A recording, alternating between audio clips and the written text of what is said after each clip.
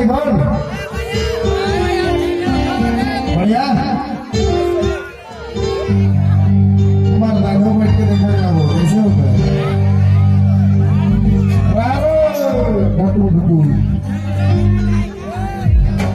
ऐसा ना कल सा का कोमेट बैठ के मार देखा करिए आगे भी भैया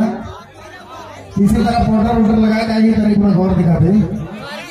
तो कम से कम महात्मा बोले देश लागी अच्छा कौन नारा तो एक जाए कम से कम का प्रेम से बोले शंकर भगवान की माता पार्वती की हर हर महादेव सारा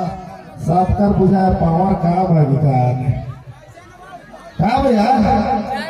या दारू कौन है क्या आज खाली बाबा चलता है काय तो शंकर भगवान के शुभ अवसर पर मंडा पूजा के शुभ अवसर पर क्या आप गाना गाओ पड़ेगा चलो ठीक है शुरुआत किया जाए धीरे धीरे